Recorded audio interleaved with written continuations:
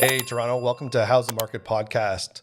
Today, we're going to cover the numbers for January, and stay tuned to the end because we're going to discuss the city in Ontario that has the highest number of landlords per capita. I'm Dave. And I'm Ken. Very good to see you again, as always, Dave. Great to see you too. Let's jump into the numbers right away. Let's do it. So what we have here, these are the January 2023 TREB market stats, and we just wanted to give a look at the month that was and what that might mean for the rest of the spring market moving forward. We talked about this previously, Dave. This first one basically showing the average price versus the average number of sales. So the price is represented by the blue bars and the number of sales is the blue line underneath. It's been very consistent. We obviously saw that February peak and we talked about it earlier as 2022 was in three parts. We basically had that explosion at the beginning of the year with that huge run up in pricing. We saw the decline, which lasted until about July. And then it was a stabilization from there. And you can see January has remained relatively stable in terms of overall sales, comparatively speaking. So the average price for January 2023 was $1,038,668. And really, we've seen that number hover consistently. So back in July, it was $1,073,318. And it's gone up and flow. It's ebbed a bit, but really it's been consistent as we talked about. There's been a lot of support at that price point between about 1.1 and $1 million. So despite the interest rate changes, the drop in sales activity, the price has held pretty firm. January was a bit of an interesting month too. I'm sure you can probably give more of an anecdotal firsthand look at it, but it was really almost a tale of 2 months. The first 2 weeks were very quiet, not much happening, whether that was a bit of hangover from the holidays and people not really wanting to get into it, or kids restarting school again, but it was very slow. And then we saw this huge uptick in the second half of January where we went from no showings to properties getting 50, 60 showings, some getting multiple offers. Was that kind of consistent with what you saw over the first month of the year? It's amazing. Spring markets have traditionally been the busiest time in the GTA Toronto real estate. But for the last, I would say 5, 6 years, I've really noticed that January, February kind of sets us up for this low inventory, high demand. It's the New Year's resolution. Are we going to be buying a house this year or get a new home? We're going to finally move. All right, let's do it. Let's just go out and get it done. When there's such low inventory, it does create that higher demand. And it feels like the market now is, with a low number of listings, buyer confidence has returned. So buyers are starting to look again, and it's really set up for a high demand time. I've had the conversation with a number of clients about listing in the spring is always great because you got the flowers blooming, the sun's out, everybody's happy. But January, February can really set up a good opportunity. If you've got a solid product, you might be the only one out there and really shine. Yeah, and I mean, if you look at the numbers, once again, if you look back at, say, January of 2022, obviously that was record all-time pricing. But if you went out earlier in the beginning of the year, you did better than someone who waited. Even if you look back to 2021's numbers, we're still up from that average price point, but that was still, you did relatively well. If you had listed by February, even March, we're doing quite well from a price perspective. And really, once again, going back to in terms of the average sale price, the low number of sales and the low inventory has really held that price point up. So as you can see, last January we had 5,593 sales compared with only 3,100 this January. Not surprising when essentially you had the highest prices ever and there was a huge rush on housing with COVID that we'd be at a low, but it's been pretty consistent basically from July on to January. You can see how far below we are 2021's numbers. And really, we've been essentially at 20-year lows for sales and inventory since the summer. It's amazing when you compare January 2023 with average price of just under $1,040,000 and to go all the way back to February 2021, roughly in the same area. But to compare the number of sales, 3,100 to almost 11,000 is quite shocking. It's just, as you say, like it's been kind of held prices up as there hasn't been much inventory. There haven't been a lot of sales, and it's tough to really reset data or have a significant sample size if you're not having the sales there.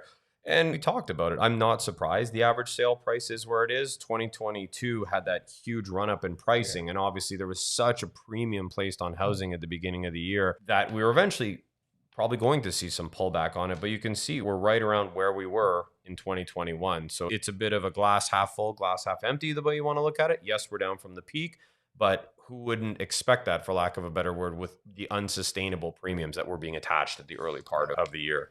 Yeah. So looking at the average price versus average number of sales over the last 19 years, you can really see the average sale price, again, with the bars showing that steady progression up. When we look back a year from now, looking at the average for, I know it's a little tough to see. 2023, that number, the next bar is going to come down. And we can see the lighter green shadow behind it. We can see that the number of sales and transactions has really fallen. The interesting effect is that when we see looking sort of at 2017, we saw a similar thing where the number of transactions really dropped, but the price, we saw a minor correction, but it stayed pretty firm. And then over time, we saw the number of transactions come up. So I wouldn't be surprised if we see something similar to that. Absolutely. And to your point, when you're looking at 2017, that was the introduction of the stress test. And in a previous segment, we talked about or mentioning it's tough to operate in a market when the conditions of it are changing so rapidly. And essentially, we went from a drastic shift in the way mortgages were being qualified and the way homes were being financed. So it was, I remember 2017, it was up until April. There was a great market and you could see the rapid price were rising. Yeah. I remember it was the next month, like at May, it was like the market just fully stopped because no one really knew how to interpret what the stress test was going to mean in terms of financing, in terms of market activity. And it lasted most of the summer. I think it was about 6 to 8 months before we started to see that activity and that price come back. And I think we're seeing that now too. It's tough to operate in a market when the conditions are drastically changing. And now the Bank of Canada has outright said they're looking at household debt levels and they're going to be pausing rate increases. So buyers have what's hopefully a clearer sense that whether or not you trust their messaging, because at one point they said you can buy because rates are going to be low for a long time, but there is now messaging that they've done 8 straight increases and it's going to slow, that this is what the playing field's going to look like for a while. I think that they've also learned some of the messaging about keeping interest rates low for a long time, or however they worded it. And now they're a little bit more aware of the impact of what they're saying is on the market. Being in real estate for almost a decade, I don't think I paid that much attention to the interest rates before. There wasn't a real need to because it was relatively stable. There was no podcast 10 years ago talking about interest rates, that's for sure. That is also factual. Going back to this slide one more time, the people that my heart goes out to are really the toughest part of it is the people who get caught in that transition. And we saw that in 2017, and we saw that definitely in parts of 2022, where you were purchasing a home under one set of circumstances, then all of a sudden it was the stress test and the whole landscape changed, or it was rapid rate increases and the whole thing changed. And there were families who just had the best of intentions looking to buy a home that they could move into, but the market was different. You were then unable to sell, or vice versa. You were looking to sell so you could purchase, and then simply your home wasn't able to move because there wasn't that interest from buyers. So it is tough in the transition period. I feel now, whether market as I said, every market has risks, good and bad, right? With financing, with everything that's happening, but at least hopefully there's some stability where okay, this is the rate, this is what I can expect in terms of sale price, in terms of market value. I'm not worried about these wild upswings or downswings. I'm not worried about the volatility in the housing market as much. With stability, it doesn't feel like there's the ground shifting under your feet, and it's a lot easier to move forward with confidence and implement a plan and understand that, hey, there's going to be the normal range of volatility rather than just 8 straight hikes in a row. And to your point too, there were buyers in the summer last year and in the summer and even in the spring. But the problem was people were saying, I can afford it. But my concern is the house going to appraise? Is the market going to justify the price that I've recently paid for them because it was changing so rapidly? I think the sentiment, to me, it felt a lot like the start of the lockdowns, where people are like, hey, I need to move. It's got to get done. Like this has to happen. So let's try and navigate it. And there's a lot of uncertainty of what's going to happen, but transactions still happen. People still move successfully.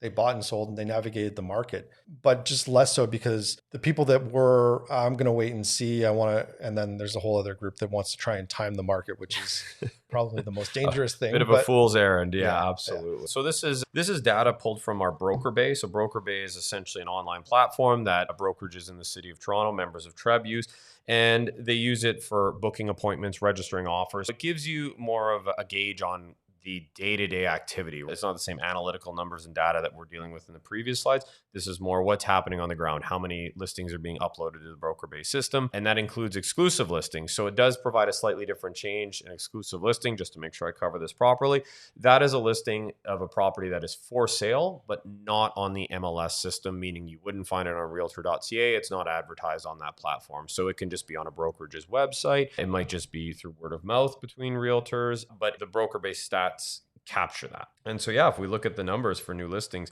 we definitely saw a bump in January, not surprising. Yeah. Some of it being inventory that came out for the first time, some of it being people relisting in the new year. Yeah. And now February is down. If you're looking at this on the very far right, that's because it's not the complete month right now. So that will likely change. Really what I would focus on is how January has fared basically compared to, as I talked about, the stabilization. You can see from July to January, it's been relatively stable in terms of the number of new listings, in terms of the volume. And we're matching the gold line behind the blue one there. That's last year's numbers. So we are on pace with what we saw last year. Yep. And if we flip over to the next one, that's the sold listings volume. This is perhaps the bigger tale. Is we talked about absorption rate in our past podcasts, absorption rate being X number of properties going to the market, how many of those sell, gives you a gauge on how essentially hot the market is. I am having a bit of a shift in thinking. I don't know if this is happening with you, Dave, but I used to focus highly on absorption rate. I'm slightly getting off of that metric for the reason being there's almost two markets happening right now. Yeah. There are properties that are presented very well, they're priced very well, and they're selling in short period of time. And then there is a whole other subset where the expectations are not in line with the reality of the market. And they've been bouncing off and on the MLS and off and on for sale for 6 months, 8 months. And so they're active listings, but they're not serious listings, for lack of a better word. Absolutely. There's the listings that have been on the market that are stale, overpriced, and need a bunch of work done to them. So they're not the most attractive to end user buyer. And then what we're seeing a lot in January is the new listings that are coming on that are prepared properly for the market or priced properly. They all have an offer date. Yeah. That's a good observation that there really is within the market. There's sort of two segments to it. So the ones that are offers anytime that have been on the market for 60, 90, 100 plus days, or it's been relisted multiple times, probably at the same price, or maybe the price has gone up. And then the ones that come out that are done properly and moving, and we're seeing properties get bully offers, preemptive offers, even before the offer date. So it's really a divided market. So you got to know how to navigate it. Absolutely. And another interesting thing that I've found too is the idea of renovating. So before it was, oh, there's supply chain issues. If I'm going to renovate this property, is the flooring, the tiles, are the appliances going to show up in time? Are they even going to show up? Now they can show up, but buyers are questioning, like, do I want to pay the inflated cost for them? And some actually have come down. So it is a bit of that psychological effect of the supply chain issues have been resolved in a lot of cases. You can purchase anything you need for a home again in terms of appliances, building materials, and the prices may have come down. But psychologically, I don't think a lot of people have had that reset. They're still looking for, and once again, love your insight as a boots on the ground perspective. But what I'm hearing is people are still paying premiums for finished. Absolutely. That's the mindset now, is the consumer always wants the finished product. One of the things I always try to hedge people on and educate them on is, living through a renovation or doing the renovation is one thing. It's the 6 months after that you have to deal with drywall dust that will absolutely push you over the edge, because I don't care how many professional cleaning crews you have come in. It's just there. Good point. Or there'll be that one fixture, that one thing that you couldn't get ordered, and it's like the beating of the heart under the floorboard. Every day you see it, you can't see otherwise. Yeah. But yeah, the drywall dust, there are specialized cleaners for it, as you well know, that do like post, and doesn't matter. Doesn't matter. No. The interesting thing on this chart, comparing the two, is really looking at the start of this year, the start of the blue line at March here. They move in parallel pretty well, but we really saw the fall off there. Yeah, basically after the first rate hike increase. So March was when the Bank of Canada started its tightening cycle. That's when they started increasing rates, and you can see the divergence between 2021's numbers and 2022's numbers, which I completely agree. And it was interesting that we got off to essentially the same activity level at the beginning of the year, right? To 2021. And then it just went a little off the rails there, so to speak. And then showing volume. So this is the number of showings booked. So essentially what that means is a realtor You see a lovely property. I'd like to go see it. You call your realtor, books an appointment. It gets registered on Broker Bay. And this is an overall look at how many showings are booked in the system on a monthly basis. You can see we've been off to a slower start, so to speak, in terms of showings around the summer. Once again, I'll use the stabilization period. So let's say July to November, we were hovering around 13 to 1500 showings a day. We're just over 1,000 right now. So we are lower in the showings. But once again, not totally surprised because December obviously has a lot of holidays in it. And January, as we discussed, was a bit of a mixed month. Yeah. There's 2 weeks of nothing and then 2 weeks of kind of pandemonium and mayhem. Yeah. And at some point, maybe we can look at breaking it down on a week over week basis, but just keep that in mind when you're seeing the month over month numbers. Yeah. And then offer volume. So once again, you see a lovely home with your realtor. You say, wow, this looks great. I'd like to put an offer. You then register your offer via Broker Bay. It lets the other brokerage know that someone is interested in the property. And this is where I find it interesting, is even though we've had that decrease in terms of the number of showings, the number of offers has still been quite solid. And once again, February, which is at the far right of the chart when you're looking, is not a full month. So that will change. Obviously, we're down compared to the start of last year, which is to be expected. But when you look once again, compared to July to November's numbers, we're not that far off the pace, despite there being a dip in the number of showings. Absolutely. Going through this kind of mirrors the buyer's process and sales cycle of going through first the list. Let's look at the number of listings that come out. Have my realtor send me the emails. I'm still going to go on realtor.ca or whatever one and look at them. Sotheby's realty.ca, of course. Absolutely. Search davedubbin.com. Yeah, exactly. Got to plug the Brad here. And so looking at that, and then the next process is booking the showings to going to see the property. And then once you find the property or comfortable with market conditions, you're starting to submit those offers. And then we start to see sales from there. And just so, if you want to understand some of what's happening behind the scenes with these offers and in terms of the multiple offers we're seeing on properties, we are seeing multiple offers. It's a bit of a different environment, though, than it was last year. So a home might get 6 offers on it today in current market conditions, but it's not the same as 6 offers would have been a year ago, where they're hundreds of thousands of dollars over the asking price. They're unconditional. And essentially, the buyers are waiving basically any type of favorable bargaining conditions just to secure the property. Now it's the buyers are saying, we're willing to engage with you. We'll submit an offer, but we're going to keep some of our terms and conditions. We want to maybe hold our closing date. We want a home inspection, whatever it is. I think that's a bit for the better, depending on the way you want to look at it. It's actually a bit more of a back and forth, even if there are multiple parties at the table. I would describe it looking behind the curtain as the seller who gets to see all the offers. Is last year we would have seen, say there was 10 offers on it, 3 or 4 of them might be at list price or below or have conditions. So they're almost eliminated by doing that. And then you've got a couple more that are arranging. Maybe 1 or 2 or even 3 of them are really outliers that really shine and are really attractive to the seller. Now we're seeing that cluster be more concentrated and much closer. And now it really comes down to analysis of the whole offer, looking at, say, hey, this one's a little bit less, but they're going to close in 30 days versus 90 days, which lines up for me. So I'm willing to sacrifice the X amount on that. And I like that they're only looking for a condition of financing for 3 days. They're pre-approved, or they just want to make sure the appraisal comes in properly and they have a large deposit check. So to me, they appear to be financially sound.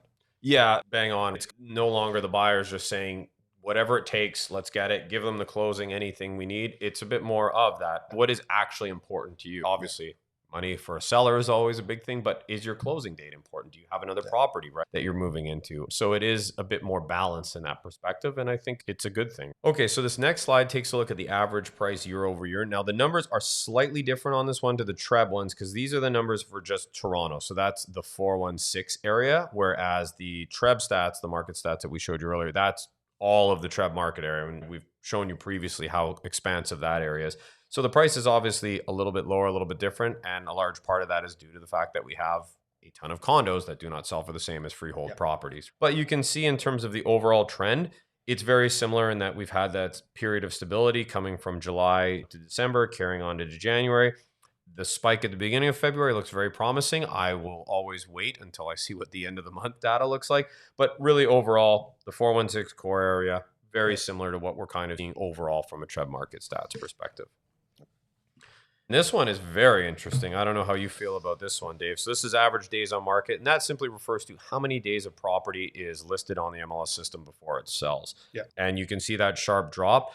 I once again, I will always say it, we'll wait till the end of the month, but I would not be surprised if we actually did see quite a significant drop and this kind of holds true because, as you mentioned, Dave, we're seeing offer dates now. Absolutely. And we'll see how much does drop off with that sort of two segments of the market. And when you're looking at averages, it's always, the outliers can always have a big effect on it too. If you see a handful or a dozen, 2 dozen properties that sell in the first 3 days with a preemptive offer, that can have a big impact on what those average numbers start to look like, especially when previously there was just those stale listings on the market that were taking 90 to 100 days to sell, maybe 60 days if the price was adjusted to motivate a buyer.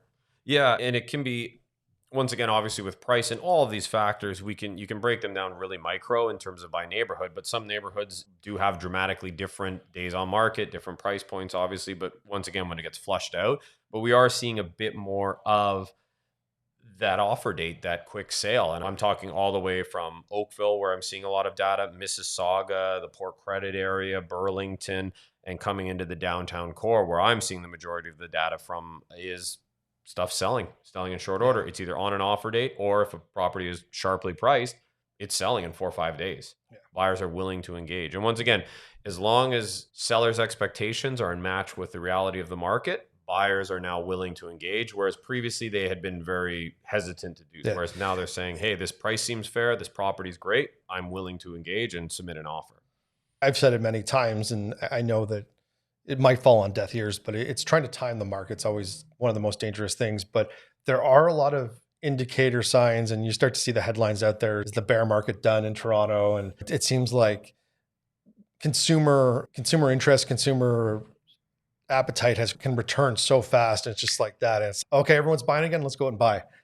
And it's amazing how much that shifts. And to your point too, like the dangers in trying to time the market, there were people back in 2017 when the stress test hit, they saw that decrease in price month over month for the first time really in 8-10 years at that point when that happened. And they said, okay, it's going to go lower, let's wait. And a lot of people unfortunately missed out on what could have been 5+ years of massive equity gain. We've talked about it. We'll keep once again banging the drum of every market has risks. Absolutely. Bear, bull, in between. Every market has risks, and it's really your personal tolerance, your financial position, and your appetite for risks in that current market. And nobody has a crystal ball except for us. Mine doesn't work always. Mine's been in the shop for a bit. But it's also through the lens of time. You're buying a place for your family. You believe it's a place that you're going to hold for 10, 15, 20 years. It's a long term. The people who are continually successful in real estate, in my experience, I'm sure it's the same for yours, have long time horizons. Yeah. They don't buy with the intention of flipping or making a quick buck. This is the right place. Whether it is an investment or a primary residence, it's always with a long-term time horizon. I tell my clients, listen, you don't want to impulse buy real estate. Yeah, great point. If you win one of the lotteries and you win $20 million, whatever, and you've always wanted to have a cottage, okay, let's go impulse buy a cottage. But let's still up the proper process and make sure we're doing it strategically, and that you think, hey, let's still have an exit strategy here so that somebody is still going to want it. What does it look like? Do you want to be on an island? Do you want to be on the mainland? Is there accessibility? How far? What lake do you want to be on? That sort of stuff. You're going to want to make sure there's a target market for it, because if you decide that you want to move on to something bigger or it's not for you in a couple of years, you want to make sure that there is an audience for it and that you just didn't buy it because you like the paint color. Yeah. And you can't treat housing like a meme stock. You can't treat it like Bed Bath & Beyond. It's going to pop 1,000% in a week and I'm going to be rich. The same goes for housing. I always take the view of housing. I'm like the index investor. I'm going to buy my S&P 500 index, sit on it for 20 years, and eventually just let the market give me that equity and that appreciation on it, as opposed to gambling, for lack of a better word. And a lot of people during COVID gambled correctly. They got lucky. They hit at the right place at the right time and made money. Everyone's a genius in an upward market. Exactly. Can't go wrong. Yeah. And the tides have turned. And now you're kind of seeing who was really, people were being ridiculed who sat on cash and were a little more cautious over the past 2-3 years. The shoe is now on the other foot, as it were. Absolutely. Yeah. Absolutely. And then the final stat or page that we have here, there's a lot happening on this page. This is basically the TREB Market Watch. This is available. It's publicly posted on the Toronto Regional Real Estate Board's website. We'll include a link in the description. Beautiful. And it just gives you a really great snapshot and a really great summary of all the major things: sales, new listings, active listings, average price. when you're reading through it, new listings, that's essentially anytime a listing gets added onto the MLS system. So anytime, whether it's being relisted, let's say the listing had expired or been terminated, if it gets listed, that counts as a new listing, or whether it's going onto the market for the first time ever. Active listings is the number of listings available at the end of the month. I'm not surprised that number is extraordinarily large compared to last year, because remember what happened in February of 2022. That was arguably the single greatest month to sell a home in the history of Toronto. But as we said earlier, we're in a world of two different markets right now. So there are a lot of homes that are just going month to month and they're being carried on. And then listing days on market, that's LDOM when you're looking at these. That's how much a new listing it goes on. That's how long that stays on the system. Property days on market is the total time a property's been on. So if 123 Main Street gets listed for 2 weeks, they don't get their price, they cancel it, and then they relist at a new price, and then it sells 2 weeks later. The property days on market would be the full cumulative 4 weeks. The listing days on market would be 2 weeks, like 14 days and 14 days. So just when you're reading those numbers, but it's something good to see. It shows a quick snapshot at 416,905, gives you a basic look year over year summary. You always have to be careful when you look month to month, year over year, especially when you have really outlier years, right? We're saying the same thing about last year, about 2022. And people say you're just trying to write it off. No, it was the same when COVID first started. How could you compare the sale numbers in 2020 compared to 2021 when the market had essentially shut down for 4 months and there was no activity? Personally, I've been waiting a year to see what the headlines are going to be like. Because knowing that we were at the peak of the market and we were going to see a correction coming, and the columnists and journalists knew this was coming and knew that we're going to see a correction and forecast that it was going to go down. So they've had a year to come up with some creative ways to get some attention grabbing headlines and clickbait, all that sort of thing. We'll see what comes out in early March. Yeah. And once again, it's how do you want to interpret this data? Yeah. We're talking it. I'm giving you my insights. Dave's giving you his, right? But really the way I look at it is depending on what view you're taking on it, if you're doing year over year, month over month, 5-year historical averages, 10-year historical averages, you can tell a story a million different ways. If you look at 10-year historical data, January 2023 was a great month, historically speaking, right? In terms of like average sale price. When you look at last year over year number, very different story. So it's always just keeping in mind the lens of the story. What's the interpretation of these numbers? I try to give my thoughts on them, but I try to do so through the different points. I had a professor in business school tell me that marketing was just the manipulation of numbers to tell the story you want. And I think that the other famous line is, don't let the truth get in the way of a good story. Yeah, I'm a big baseball fan. I have some buddies who are much bigger baseball fans than me. And I always laugh because when, you're debating players, it's always like numbers and statistics. And it's, it's batting average, it's on base percentage. And then those numbers weren't good enough. So now we have to add in the on base plus slugging. And now they've made new ones like WAR, which is wins above replacement. So you can make any argument about any player. It's like, his average wasn't as good, but his WAR was great. And his, you can make numbers say what you want in a certain sense, but as long as you understand the historical context of where they're coming from, and as much as you can, try to look forward to what your confidence is. Absolutely. Cool. Let's check out this article by the CBC. Having a look at the condominium apartments in London. 86% of London condo apartments are actually owned by investors. London, Ontario, we should say. Yes, London, Ontario. Yeah. Yeah, and it's a little shocking. It's a little crazy. That was my first takeaway from the article, but it makes sense, unfortunately, in a way. So, the article goes on to say that 86.4% of all the condominiums in London, Ontario are owned by investors. The provincial average sits at 41.9%, which I find... Which is double. Yeah, so it's double the provincial average, and even 41.9% is quite high. And the biggest thing that I immediately took away from that is it speaks to what happens when you don't purpose-built rental properties for 30, 40, 50 years. And you essentially rely solely on mom and pop investors to fill that need. Yeah. Instantly, I want to go, why London? I'm looking at a city for investment purposes. And one of the number one questions I want to ask is, who are the major employers? I want to know who my tenants are going to be, right? Yeah. So that's going to have an impact on what style of property that's going to be more attractive for the area. As an investor, I love multiplexes, but maybe there's a high demand for condos in the area. And there certainly appears to be here.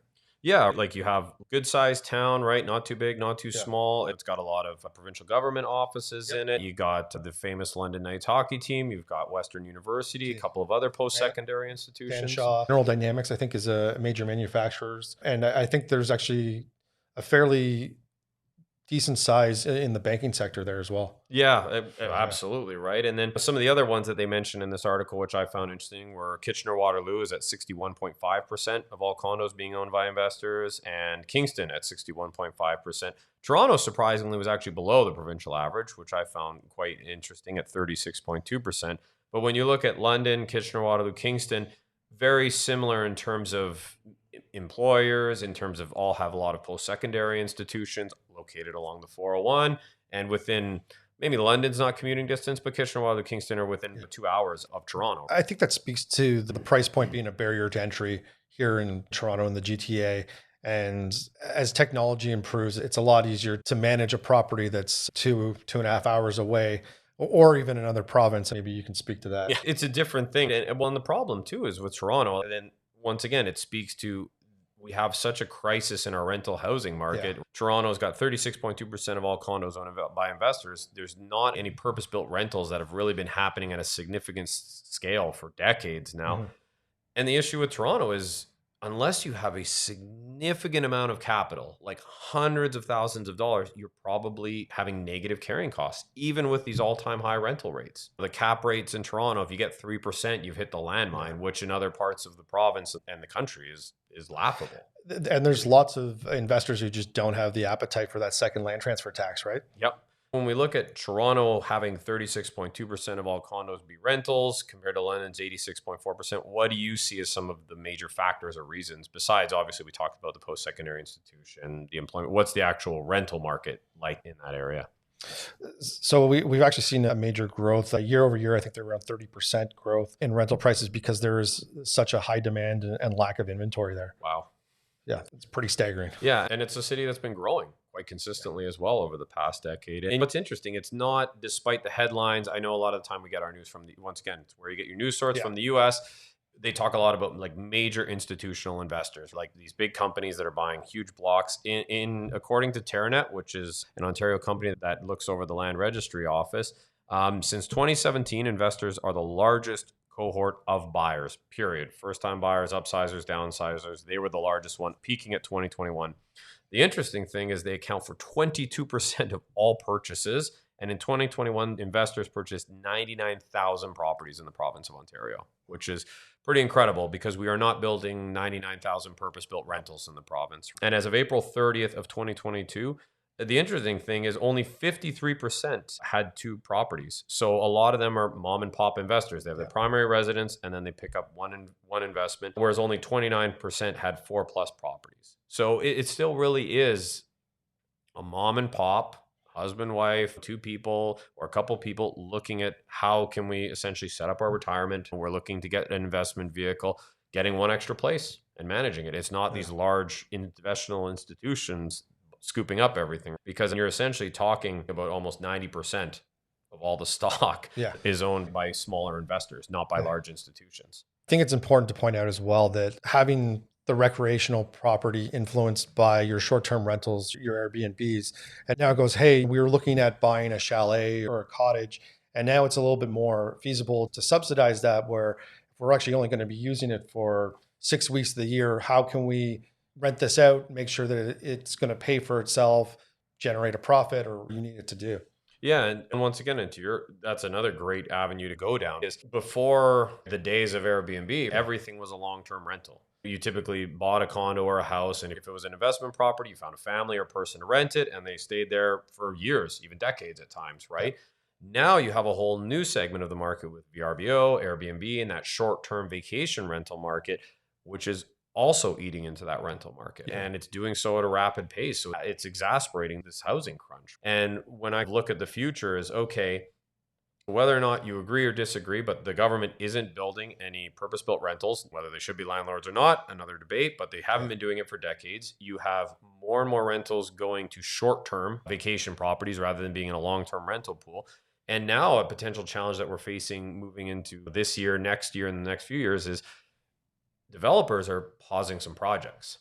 So we have a very tightly constricted rental market, and the supply, which has essentially been totally relied upon by these 53% of people who only have one other investment property as the main drivers of it, their investment vehicles are getting paused. Those units are not coming to market. And that to me is not a recipe for success in the future. And to your point too, it blocks out first-time buyers. It does. If you're a first-time home buyer in London trying to get into the condo market, which is typically easier to get in price point wise, there's going to be a lot of demand there for that you're competing with against all these investors. And so this group has paused for the moment, which is interesting, right? It's the double-edged sword. Rates go up, investors pull back, but a buyer's buying power is diminished. So it's difficult. And I think a big problem for me is when you don't have a really great stock of rental housing, it incentivizes investors to purchase and use properties as investment. If there's a really healthy stock of purpose-built rentals and investors can purchase into those, then it opens up that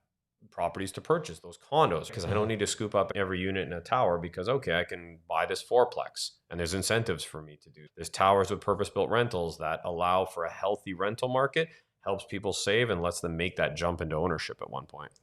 As we go through the evolution of the cities and the growth, I've always talked about Toronto becoming New York from a standpoint of where the majority of people are renting. And then when you look at Europe, which obviously much longer history of having landlords and renters, it's very difficult to acquire property there and to transition from being a renter to an owner. So we've got a lot of lifetime renters, and that's the mindset, and they're very comfortable with that. I know some wealth management guys that love to preach that they're going to rent forever. Yeah. One of the benefits here in Canada, we have tax shields of TFSA, RRSP, and your primary residence. Done strategically, it can be very beneficial. This is not financial advice. Yeah. But so you really have to look at the conditions in each area and how they factor to the individual. And then certainly price point is one thing and who you're competing against. Yeah, absolutely. Because once again, when you don't have purpose-built rentals, people, the private sector investors are going to step in and fill that need. And it's been very profitable to do so for a long time. And now, unfortunately, it's coming sometimes at the expense of potential homeowners. The government's they've mandated now that any new development has a portion of it as affordable housing. But as you mentioned before, the cost just not working out for developers. They're delaying projects. So we're not seeing that, which is, again, putting upward pressure on rental prices. And so much, I find the problem, so much of the government intervention has all been incentivized on the buy side, the demand side. They haven't really, for years and years, addressed the supply side of it. They haven't really financially incentivized developers or anyone to build great purpose-built rentals. It's just there's no financial upside or incentive to do. So developers are doing what any private sector business would. Where is the profitability? Where am I going to best allocate my dollars? It's making condos that I can then sell. And if investors are my primary market, so be it. I was talking to a client who's in the development side. He mentioned that it is about 60% of immigrants come to the GTA. So I haven't seen that number. I've got to find out where that's from, but that sounds about right to me. And it's just more and more demand on the supply that is going to be lagging. So my concern is that we're setting ourselves up for another boom. So those investors who bought, and as long as it can cash flow and everything else in their life allows them to hold on to it, I think that's going to be a good investment. Yeah, there's no shortage of interest in these buildings. And you've worked in the rental space too. And you'll see a great rental condo, like a 1-bedroom, a 1+1. If it's well priced, it's in a desirable neighborhood, like it will have multiple AAA high quality tenants attempting to get it. And there's only one person's going to get it. And then the other 10 applicants are once again pushing to more. And one thing that I think about in Toronto a lot, we talk about London being a hub for investors. Toronto has multiple post-secondary institutions. Talking U of T, York, George Brown, Ryerson, Sheridan, Humber, all these colleges. And I could probably go on for another 5 minutes talking about them. And that's the universities haven't essentially kept up with their residential space either. And every year you're bringing in 100,000 plus renters to the market every year. And they're looking for rentals. So you're adding people who live and work in the city competing with students who also just need a place to live for the year. Yeah. There's a lot of demand. Yeah, it's amazing to see, depending on what's happening with interest rates and monetary policy, we see that demand shift from the buyers to renters. So, if you're looking for a place to rent and it's a 1-bedroom apartment, you might be up against 10 other people. So now all of a sudden the offer date has almost pushed into the rental side. So all those things as a buyer, make sure you have all your documents complete. you've done your due diligence. It's not necessarily being pre-approved, but you've got all your employment letter, you've done your credit check, you've filled out your rental application. For my clients, I say, hey, if you really want it, let's make a quick video about who you are, introduce yourself to the landlords, and hey, let's show up with that rental deposit check. That's how you're going to shine. And that's all translated from the buy side. Yeah. And once again, just talking I know we're jumping back and forth between multiple topics here, but just another thing that I think about is as interest rates go up, people's buying power gets reduced. Some of them who were initially thinking of purchasing are back in the rental pool. People who are essentially leaving that pool are now back into it. And so just looking at all the stats and everything, Dave, are you seeing that buyer demand coming back? Is your team actively seeing an increase to the number of buyers, the offers you're submitting on properties?